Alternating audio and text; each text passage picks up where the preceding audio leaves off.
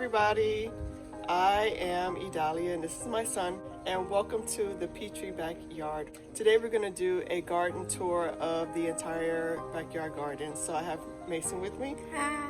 And he's going to assist me along with just showing you guys what we have. This is February the 27th, 2022, and we're in Grow Zone 10B, and we're going to show you what's growing in our backyard. There's a few things that's doing well and there's a few things that are not, and we're going to show them to you. Okay? Oh, but before we start the show, give us a thumbs up, like and subscribe. Sweet doggy. She tells you to like and subscribe. Like and subscribe. Yay. She's sweet, oh doggy. She's a sweet doggy. Okay, so first of all, Mason left and now I have Malia. So Malia's gonna just kind of show us around. This is our grow table. And so I have a lot of baby seedlings that are emerging. These are my labels. I have purple cauliflower here. I've transplanted some of them and there's still some here. Here's some mullein. Yeah, this is mullein. And we have a whole bunch of other stuff. So this is my grow table. I'm not gonna spend too much time on each thing because we'll be here forever. This is little plants I'm trying to grow from seed. This is the newest area that I've created, this brick path right here. It has some cucumbers growing, and I also planted some sweet peas. They're growing? Yeah, they're starting to come out. So this whole little side gate bed is new. I plan on planting vining plants here that'll trellis up the gate. So that's the goal. So that's why that's here. This area here is my garlic and elephant garlic area. They're humongous. It's my first time growing garlic. So see how it goes. Good garlic too.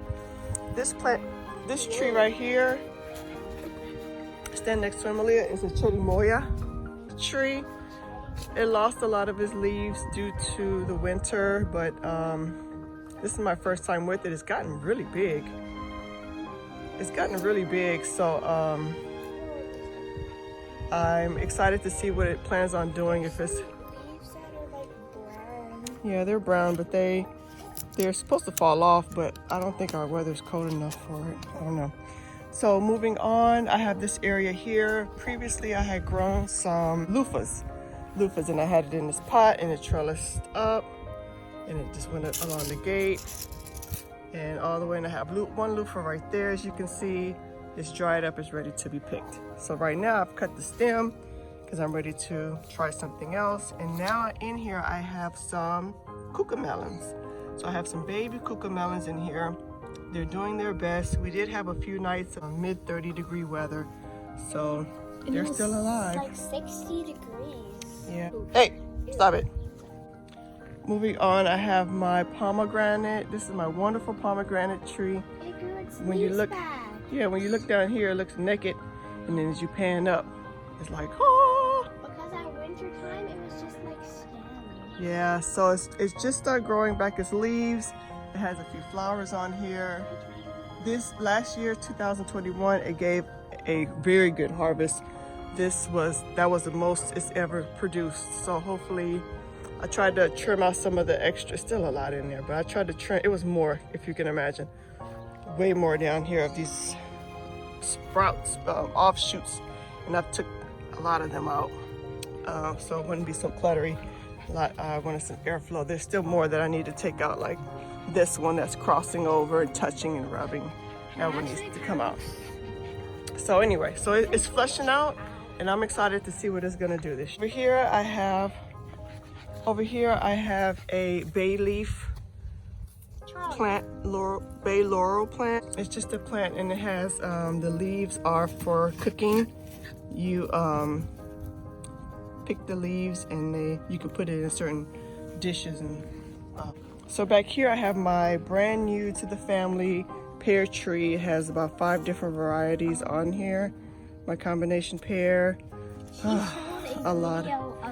Yeah, I have a previous video that we did if you want to look back in the archives of it. We just planted it in the ground and it's not really doing anything, but we're going to give it some more time to establish.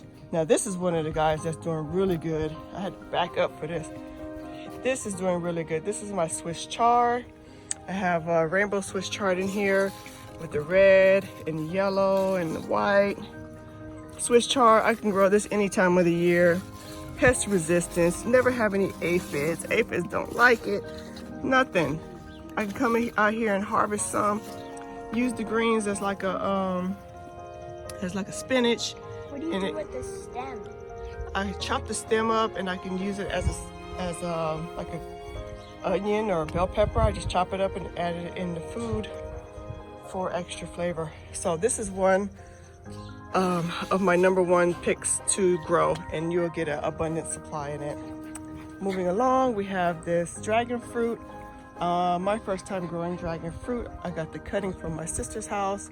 It looks like it has some sunburn, so that's what's up with that. We haven't had any dragon fruit from it yet, but as we keep moving, we have our second newest, right? Yeah. Addition to the family. This is what is this, Mason?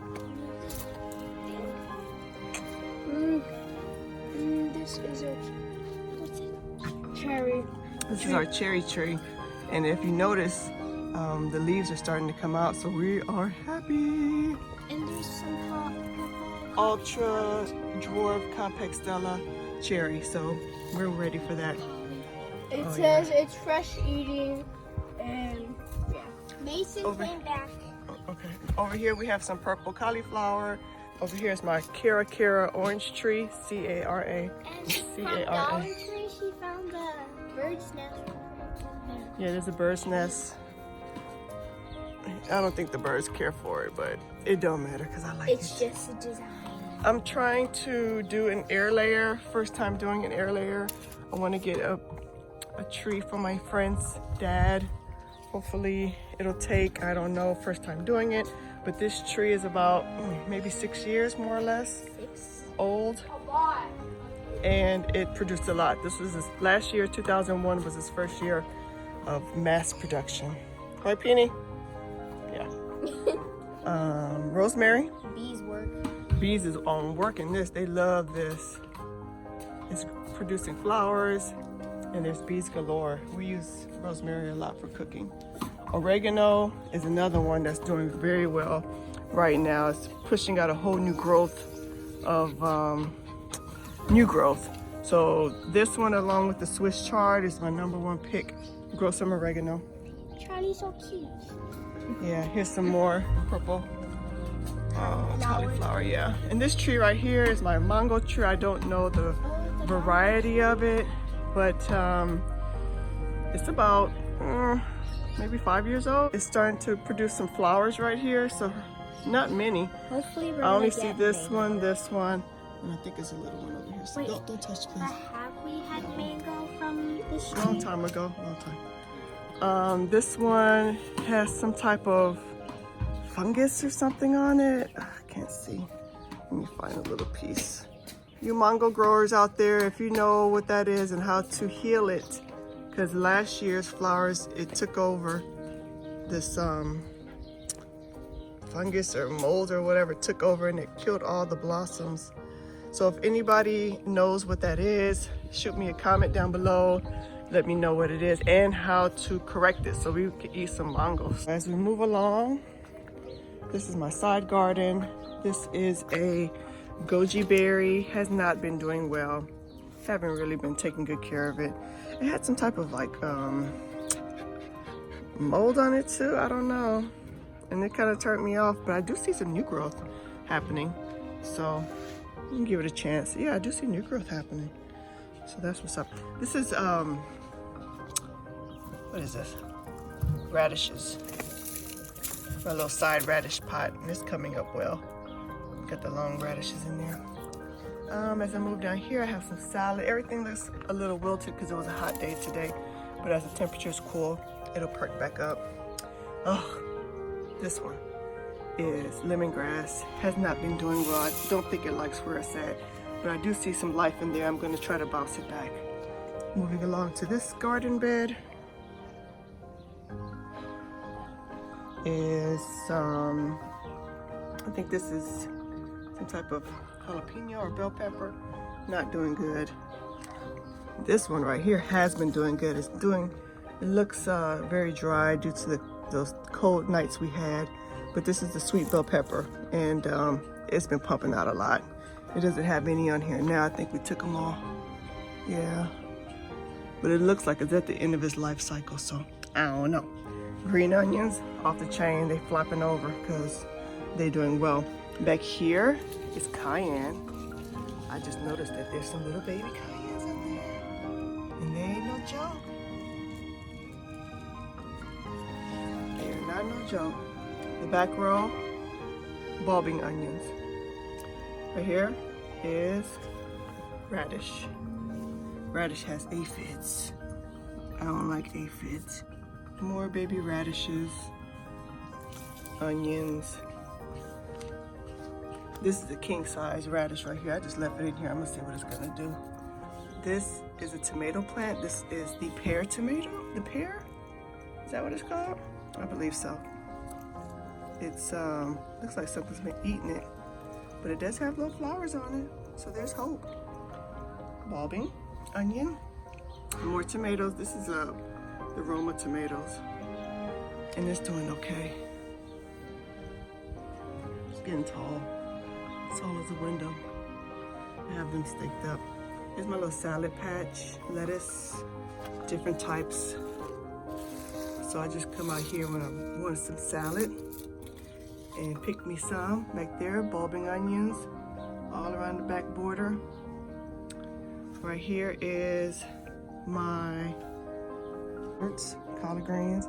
I had this whole thing covered with my mesh thing here, but it seemed to me that as I had the what the heck is that? It seemed to me that as I had the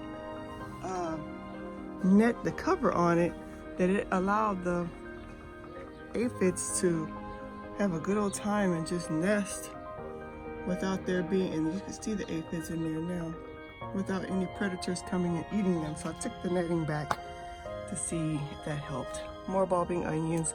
On the other side of the mesh, you can see is a volunteer tomato that's doing its best. And I see some tomatoes on there, flowers on there. So I'm just gonna let it go, see what it wants to do. Here's a Swiss chard, doing well, the white one.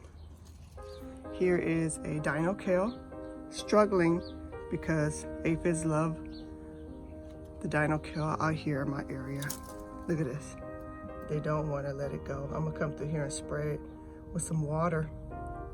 They're not letting it survive. And I come over here, I come through here like two, 3 times a week, blasting it with water. Ugh, it's so gross.